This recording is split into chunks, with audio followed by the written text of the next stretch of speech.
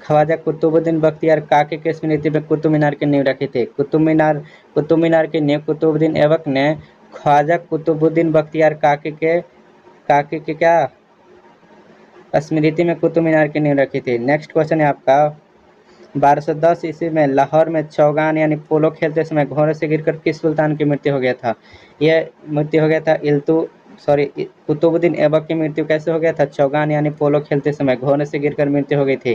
कुतुबुद्दीन ऐबक की मृत्यु कब हुई थी? 1210 ईस्वी में हो गया था। नेक्स्ट क्वेश्चन है आपका दिल्ली सल्तनत का वास्तविक संस्थापक किसे माना जाता है? दिल्ली सल्तनत का केवल संस्थापक कहेगा तो कुतुबुद्दीन ऐबक को माना जाएगा, और पूछ देगा दिल्ली सल्तनत का वास्तविक संस्थापक किसे माना जाता है? यह माना जाता है इल्तुतमिश को। शमसुद्दीन इल्तुतमिश को दिल्ली सल्तनत का वास्तविक संस्थापक माना जाता है। किसे माना जाता है? इल्तुतमिश। दिल्ली सल्तनत का वास्तविक संस्थापक किसे माना जाता है? इल्तुतमिश को माना जाता है। किसे माना जाता है? इल्तुतमिश को माना जाता है। इल्तुतमिश ने एकता प्रणाली की शुरुआत किया था। इल्तुतमिश ने किस प्रणाली की शुरुआत की थी? एकता प्रणाली की शुरुआत की थी। एकता प्रणाली की शुरुआत किया था, यानी एकता प्रणाली का अर्थ होता है कि नगद वेतन के बदले भूमि क्षेत्र आवंटित करने की एकता प्रणाली से इल्तुतमिश ने अधिकारियों और सैनिकों को नगद वेतन देना। एकता प्रणाली का अर्थ होता है नगद वेतन देना। नेक्स्ट क्वेश्चन है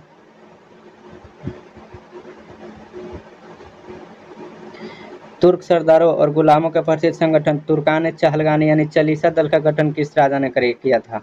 तुर्कान चहलगानी यानी चालीसा दल का गठन किस राजा ने किया था? यह किया था इल्तुतमिश ने। किसने किया था? इल्तुतमिश ने किया था। नेक्स्ट क्वेश्चन है दिल्ली सल्तनत में भूमि आवंटन और वेतन हेतु लागू की गई एकता प्रणाली किसने लाया था? इल्तुतमिश ने। एकता प्रणाली की शुरुआत किसने किया था? इल्तुतमिश। यहाँ पे राइट जवाब हो जाएगा option number B. Next question है आपका 44 नंबर दिल्ली सल्तनत के दो प्रमुख प्रमाणिक सिक्के टका और जीतल, टका यानी चांदी का सिक्का था और जीतल यानी तांबे का, यह किसने चलाया था? यह भी चलाया था इल्तुतमिश ने। किसने चलाया था? इल्तुतमिश ने अरबी सिक्के चलाने वाला। यह कौन सा सिक्का चलाया था? अरबी सिक्के चलाया था। अरबी सिक्के कौन सा सिक्के चलाया था? अरबी सिक्के चलाया था। अरबी सिक्का चलाने वाला पहला तुर्क सुल्तान था इल्तुतमिश। अरबी सिक्का चलाने वाला पहला तुर्क सुल्तान था जिसने चांदी की टका और तांबे का जीतल चलाया था। क्या चलाया था दोस्तों? चांदी का टका और तांबे का जीतल चलाया था इल्तुतमिश ने। अरबी सुल्तान था। नेक्स्ट क्वेश्चन है प्रसिद्ध मंगोल आक्रमणकारी चंगेज खान किस सुल्तान के शासनकाल में ख्वारिज्म के शहजादे जलालुद्दीन मंगबरनी का पीछा करते हुए सिंधु नदी के तट तक पहुंच गया था? यह पहुंच गया था इल्तुतमिश के समय में। नेक्स्ट क्वेश्चन है आपका मध्यकालीन भारत की प्रथम और एकमात्र महिला मुस्लिम शासिका कौन थी? एकमात्र मुस्लिम शासिका थी रजिया सुल्तान। कौन थी दोस्तों? रजिया सुल्तान की शादी किससे हुई थी? अल्तुनिया से हुई थी। रजिया सुल्तान की शादी किसने हुई थी? अल्तुनिया से हुई थी। रजिया ने पर्दा प्रथा का त्याग किया था। किस प्रथा का त्याग किया था? पर्दा प्रथा का त्याग किया था और मुंह दरबार में बैठने लगी थी और खुले मुंह दरबार में बैठने उस समय दोस्तों खुला मुंह दरबार में औरत को बैठने की अनुमति नहीं थी, परंतु रजिया सुल्तान खुले मुंह दरबार में बैठने लगी थी। वो पुरुषों की बात कुबा यानी कोट कुर्ता पहनकर और टोपी पहनकर शासन संचालन करती थी। नेक्स्ट क्वेश्चन है आपका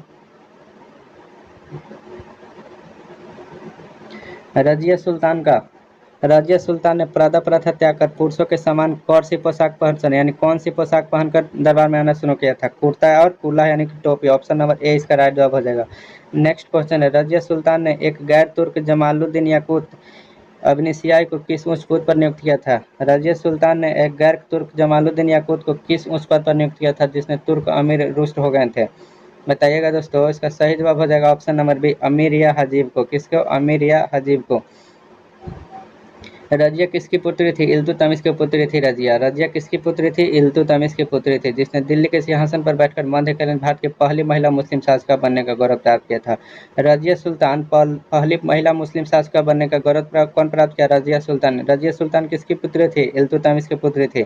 नेक्स्ट क्वेश्चन है आपका भटिंडा तबरहिंद का वह इक़्तिदार कौन था जिसने विवाह करके रजिया सुल्तान ने पुनः दिल्ली का सिंहासन प्राप्त करने का प्रयास किया था? यह था रजिया सुल्तान की विवाह हुआ था अल्तुनिया से। यह कौन हो जाएगा? अल्तुनिया हो जाएगा। नेक्स्ट क्वेश्चन है आपका 1240 ईस्वी में रजिया सुल्तान और उसके पति अल्तुनिया की हत्या किस स्थान के पास कर दिए थे? यह कर दिया गया था कैथल नामक, यानी कैथल वर्तमान में कहाँ, हरियाणा में कैथल नामक स्थान के पास कर दिया गया था। रजिया और उसके पति अल्तुनिया की हत्या कब किया गया था? 1240 ईस्वी में कैथल नामक स्थान के पास कर दिया गया था। कैथल कैथल कैथल नामक स्थान पर कर दिया गया था। किसके द्वारा किया गया था? डाकुओं के द्वारा किया गया था। नेक्स्ट क्वेश्चन है, दिल्ली का वह सुल्तान जो अत्यंत सादा जीवन जीता था और टोपी सीकर कुरान के प्रतियां लिखकर अपना जीवन व्यतीत करता था, वह कौन शासक था? दिल्ली का वह सुल्तान जो अत्यंत सादा जीवन जीता था और टोपी सीकर तथा कुरान के प्रतियां लिखकर अपना जीवन यापन करता था, यह था इल्तुतमिश का पोता नसरुद्दीन मोहम्मद। यह किसका पोता था? इल्तुतमिश का पोता या पुत्र नसरुद्दीन मोहम्मद था, जो अत्यंत धार्मिक और सीधा सुल्तान था। वास्तविक सत्ता उसके वजीर नायब बलबन के हाथों में थी। वास्तविक सत्ता उसके नायब किसके हाथ में थी? बलबन के समय थी। उस समय इसका वास्तविक सत्ता किसके हाथों में थी? बलबन के हाथों में थी। वह नाम मात्र का शासक था। नसरुद्दीन मोहम्मद उस समय क्या था? नाम मात्र का शासक था। नेक्स्ट क्वेश्चन है आपका, गयासुद्दीन बलबन ने सुल्तान की प्रतिष्ठा स्थापित करने हेतु किस कठोर नीति का अनुसरण किया था? उदारता का नीति, रक्त और लौह की नीति, सद्भाव की नीति या फिर बाजार नियंत्रण नीति? बताइएगा दोस्तों। गयासुद्दीन बलबन ने सुल्तान की प्रतिष्ठा स्थापित करने हेतु किस कठोर नीति का अनुसरण किया था? यह किया था रक्त और लौह की नीति। बलबन ने विद्रोही, डाकुओं और विरोधियों को निर्ममता से दमन करने के लिए रक्त और लौह की नीति अपनाई थी। कौन सी नीति अपनाई थी दोस्तों? रक्त और लौह की नीति अपनाई थी। नेक्स्ट क्वेश्चन है आपके स्क्रीन पर, सुल्तान की निरंकुशता और दैवी अधिकार सिद्धांत यानी किंगशिप थ्योरी को लागू करते हुए किस सुल्तान ने स्वयं को नियाबत एक खुदाई और जिल ए इलाही यानी ईश्वर की छाया घोषित किया है? यह किया है दोस्तों गयासुद्दीन बलबन ने। किसने? गयासुद्दीन बलबन ने। दरबार में ईरानी फारसी परंपराओं सिजदा, घुटने टेक कर सिर झुकाना और पाबोस यानी सुल्तान के पैर चूमना की प्रथा की शुरुआत किसने किया था? पाबोस का अर्थ होता है सुल्तान का पैर चूमना और सिजदा का अर्थ क्या होता है? घुटने टेक कर सिर झुकाना। यहाँ से क्वेश्चन आ सकता है कि सिजदा का अर्थ क्या होता है? घुटने टेक कर सिर झुकाना और पाबोस का अर्थ सुल्तान के पैर चूमना। इस प्रथा की शुरुआत किसने किया था? यह किया था बलबन ने किया था। नेक्स्ट क्वेश्चन है आपके स्क्रीन पर, फारसी नवरत्न त्यौहार नवरोज को भारत में मनाना किस सुल्तान ने प्रारंभ करवाया था? फारसी नववर्ष त्यौहार नवरोज को भारत में मनाना किस सुल्तान ने प्रारंभ करवाया था? यह करवाया था बलबन ने। कौन करवाया था? बलबन ने करवाया था। बलबन ने अपने दरबार को ईरानी तर्ज पर सजाया था। कौन से तर्ज पर सजाया था? ईरानी तर्ज पर। प्रसिद्ध फारसी नवरत्न उत्सव नवरोज की शुरुआत किया गया था। नेक्स्ट क्वेश्चन है आपका, तुर्कान-ए-चहलगानी यानी 40 सरदारों के गुट की बढ़ती शक्तियों को समाप्त करने वाला सुल्तान कौन था? यह भी था कौन था? गयासुद्दीन बलबन था। कौन था दोस्तों? गयासुद्दीन बलबन था। सुल्तान की सत्ता को निष्कंटक बनाने के लिए बलबन ने तुर्कान-ए-चहलगानी को पूरी तरह भंग और नष्ट कर दिया था। कौन नष्ट किया था? 40 तुर्क सरदारों को गुट को कौन नष्ट किया था? गयासुद्दीन बलबन ने नष्ट किया था। नेक्स्ट क्वेश्चन आपके स्क्रीन में, सल्तनत काल में सैन्य विभाग के पुनर्गठन हेतु दीवान-ए-अर्ज की स्थापना किसने किया था? दीवान-ए-अर्ज की स्थापना किसने किया था? बलबन ने किया था। दीवान-ए-अर्ज की स्थापना किसने किया था? बलबन ने किया था। बलबन ने मंगोलों के आक्रमण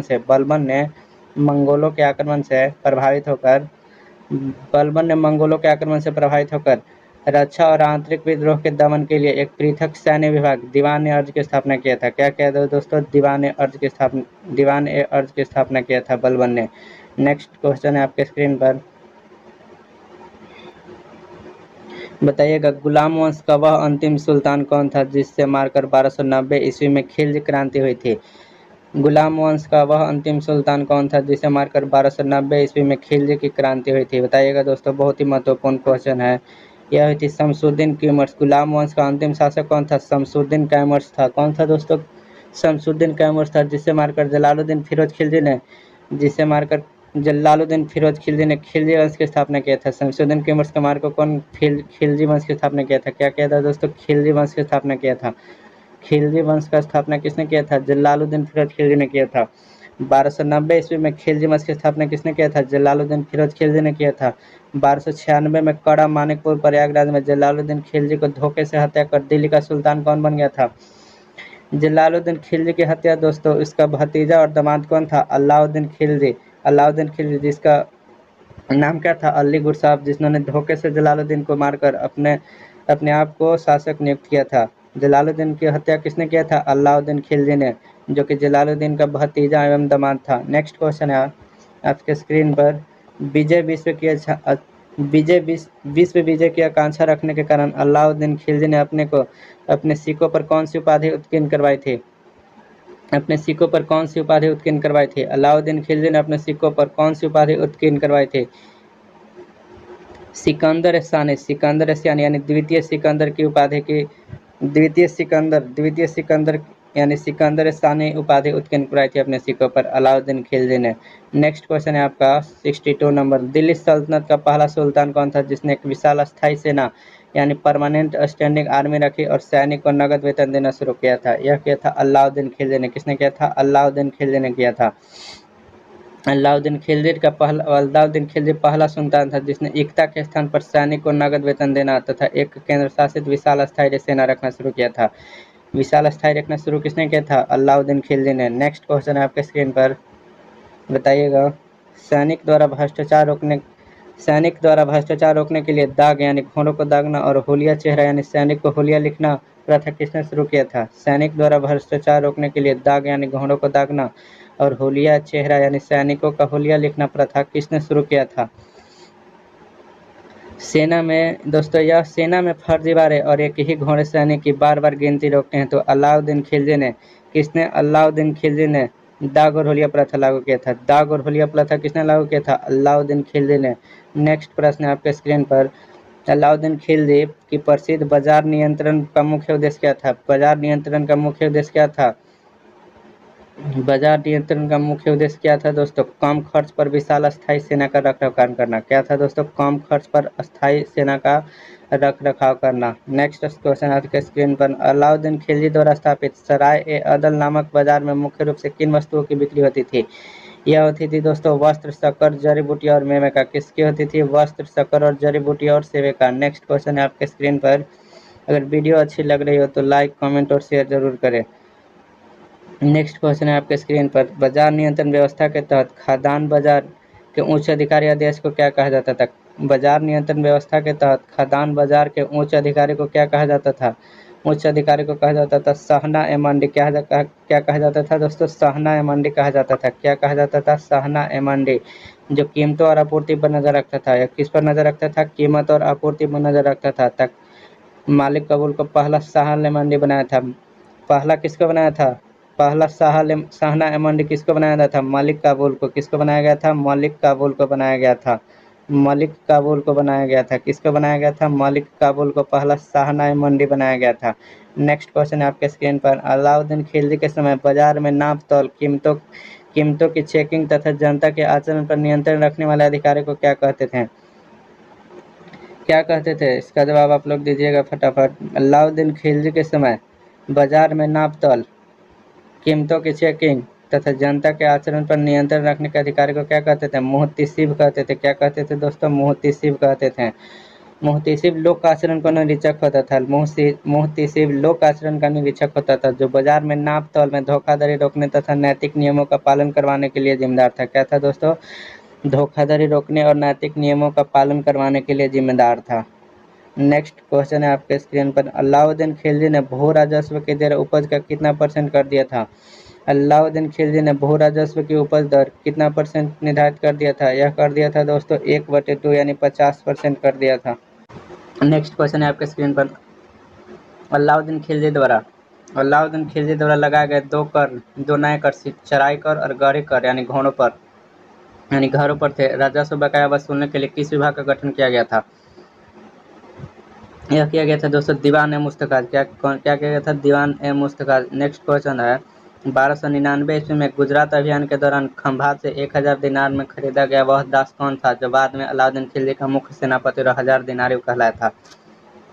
वह कौन था?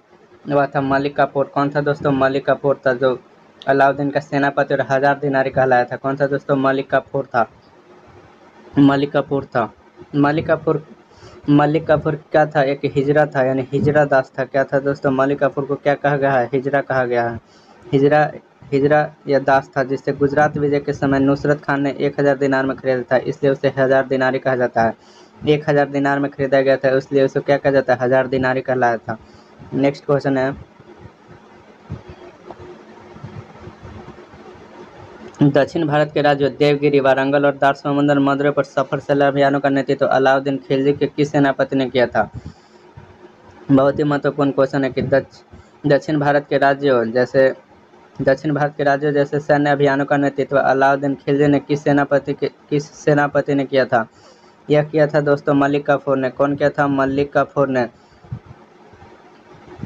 नेक्स्ट क्वेश्चन है, वारंगल के काकतीय शासक प्रताप रुद्र द्वितीय ने मलिक काफूर को विश्व प्रसिद्ध कोहिनूर हीरा भेंट किया था। वारंगल की राजधानी क्या थी, वारंगल की राजधानी क्या थी, वारंगल की राजधानी बताना है आपको। वारंगल की राजधानी क्या होगी, वारंगल तेलुगु राज्य।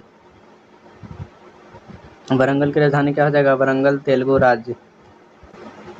नेक्स्ट क्वेश्चन है, 1303 ईस्वी में अलाउद्दीन खिलजी ने चित्तौड़ पर आक्रमण किया। उस समय चित्तौड़ का सिसोदिया शासक कौन था, सिसोदिया शासक कौन था। यह था दोस्तों रावल रतन सिंह। कौन था, रावल रतन सिंह था।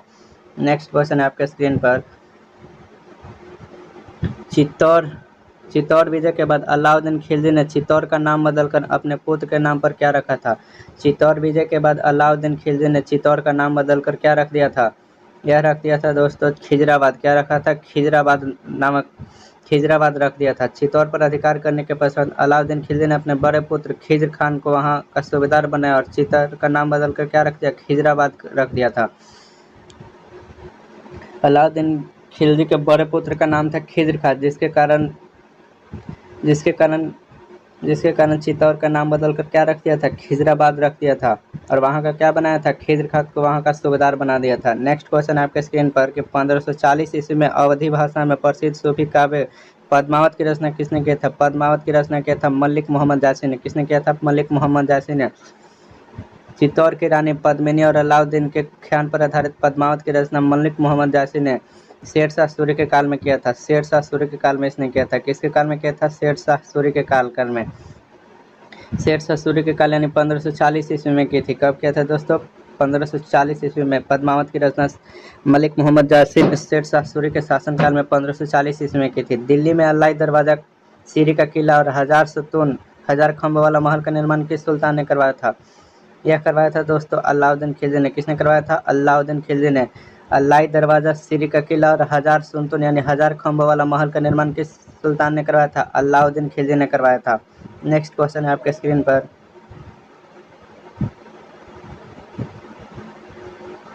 बताइएगा अमीर खुसरो जिसे हिंद का तोता यानी तूतीय हिंद किस प्रसिद्ध सूफी संत के शिष्य थे। तूतीय हिंद यानी अमीर खुसरो किस प्रसिद्ध सूफी संत के शिष्य थे।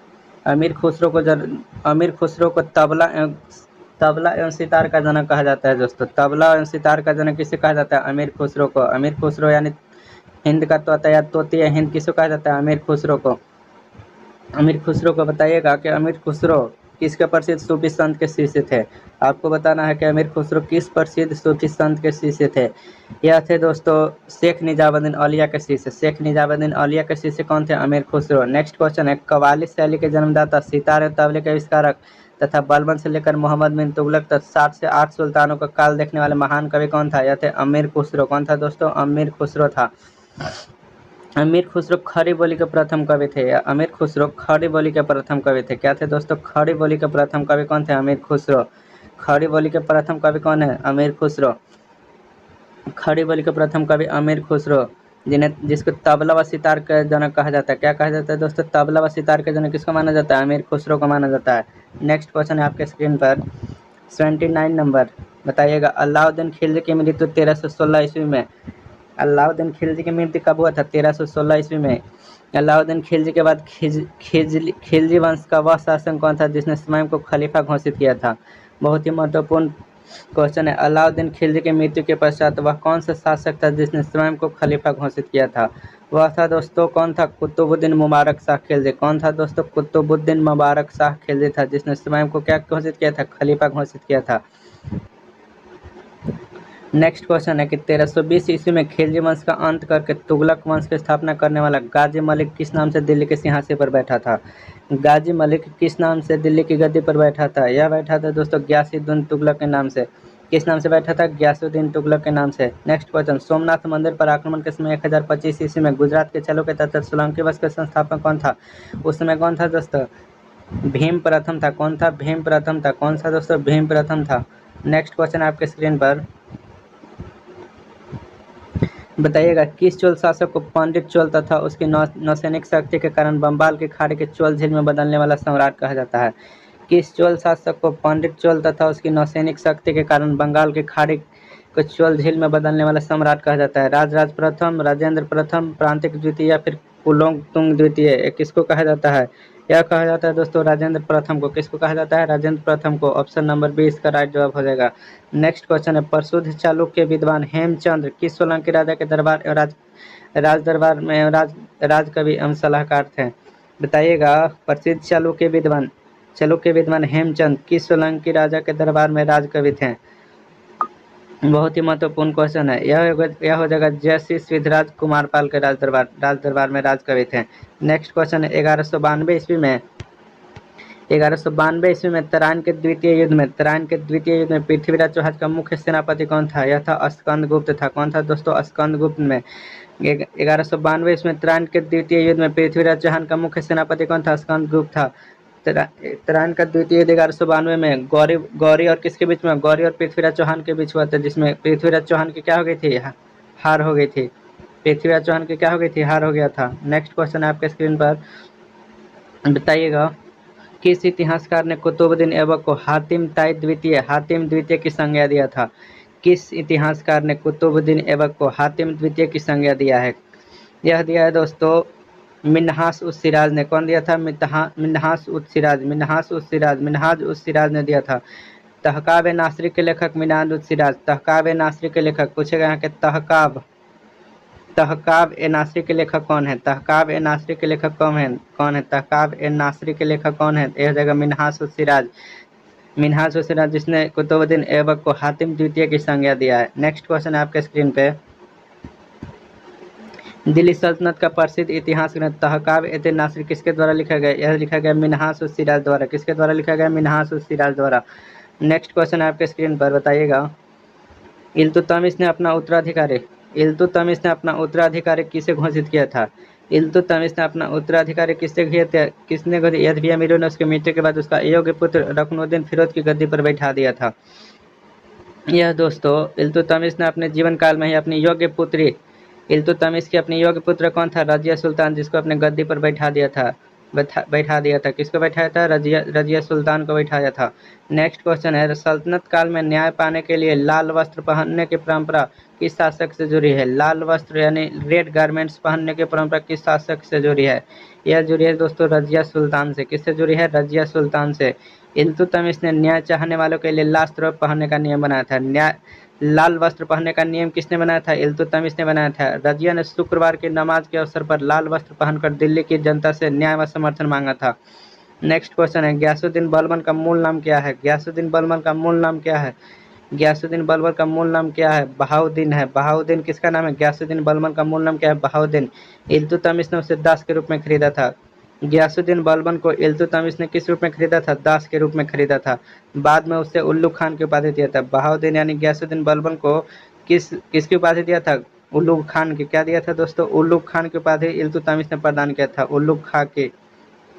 नेक्स्ट क्वेश्चन आपके स्क्रीन पर, बताइएगा बलबन ने अपनी गुप्तचर व्यवस्था को मजबूत करने के लिए गुप्तचर अधिकारियों को क्या नाम दिया था? बलबन ने अपनी गुप्तचर व्यवस्था को मजबूत करने के लिए गुप्तचर अधिकारियों को क्या नाम दिया था?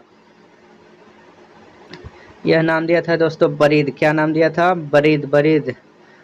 और गुप्तचर विभाग के प्रमुख को क्या? बरीद ए मुमालिक कहते हैं। और गुप्तचर विभाग के प्रमुख को क्या कहते हैं? बरीद ए मुबालिक कहते हैं। नेक्स्ट क्वेश्चन है आपके स्क्रीन पर कि 1279 ईस्वी में बंगाल के किस सूबेदार ने बलबन के विरुद्ध विद्रोह किया था, जिसका बलबन ने अत्यंत क्रूरता से दमन किया है? बहुत ही वीवीआई क्वेश्चन है क्वेश्चन है, इसका जवाब दीजिए कमेंट में आप लोग। 1279 ईस्वी में बंगाल के गवर्नर कौन थे? तुगरिल खान ने मुगीसुद्दीन की उपाधि लेकर विद्रोह किया था। क्या दोस्तों? मुगीसुद्दीन की मुगसुद्दीन की उपाधि कौन लिया था? तुगरिल खान ने लेकर विरोध किया था। बलबन ने स्वयं जाकर उसका वध किया था। किसका वध किया था? तुगरिल खान की वध कौन किया था? बलबन ने। नेक्स्ट क्वेश्चन है आपके स्क्रीन पर, खिलजी क्रांति 1290 ईस्वी का मुख्य महत्व क्या माना जाता है? खिलजी क्रांति का मुख्य महत्व क्या माना जाता है? खिलजी क्रांति ने दिल्ली सल्तनत पर तुर्की इलवरी अमीरों के नस्लीय एकाधिकार को समाप्त कर भारतीय मुसलमानों और अन्य वर्गों के लिए सत्ता के द्वार खोले थे। क्या खोले थे? तुर्की की धार की समाप्ति और गैर तुर्क भारतीय मुसलमानों को सत्ता के भागीदारी बनाया था। ऑप्शन नंबर ए इसका राइट जवाब हो जाएगा। क्या हो जाएगा दोस्तों? Option number A. Next question आपके स्क्रीन पर, बताइएगा, अलाउद्दीन खिलजी के समय दीवान ए रियासत विभाग का कार्य क्या था? अलाउद्दीन खिलजी के समय दीवान ए रियासत विभाग का कार्य क्या था दोस्तों? बाजार व्यवस्था का नियंत्रण, व्यापारी पंजीकरण। क्या था? बाजार व्यवस्था का नियंत्रण एवं व्यापारीकरण। नेक्स्ट क्वेश्चन है, अलाउद्दीन खिलजी का वह कौन सा प्रसिद्ध सेनापति था जो मंगोलों के विरुद्ध लड़ते हुए वीरगति को प्राप्त हो गया था? मंगोलों के विरुद्ध लड़ते हुए वीरगति को प्राप्त कौन हो गया था? यह हुआ था यह कौन हो गया था दोस्तों? जफर खान। मंगोल आक्रमण के दौरान अलाउद्दीन के पराक्रमी सेनापति जफर खान लड़ते हुए शहीद हो गया था। कौन शहीद हो गया था? जफर खान शहीद हो गया था। नेक्स्ट क्वेश्चन आपके स्क्रीन पर, बताइएगा, 1301 ईस्वी में अलाउद्दीन खिलजी ने रणथंभौर कहाँ है? वर्तमान राजस्थान में है। रणथंभौर कहाँ है? राजस्थान में। रणथंभौर पर आक्रमण कर विजय प्राप्त की। उस समय रणथंभौर का चौहान शासक कौन था? हमीरदेव चौहान था। कौन था? हमीरदेव चौहान। प्रसिद्ध सूफी ग्रंथ खजानिद-उल-फुहूद तारीख-ए-अल्लाही के रचनाकार कौन थे? तारीख-ए-अल्लाही के रचनाकार कौन थे? अमीर खुसरो। कौन था दोस्तों? अमीर खुसरो था। नेक्स्ट क्वेश्चन, गीत गोविंद के रचयिता जयदेव किस राजा के दरबार में रहते थे? गीत गोविंद के रचयिता जयदेव किस राजा के दरबार में रहते थे? यह रहते थे लक्ष्मण सेन के दरबार में। रहते थे। नेक्स्ट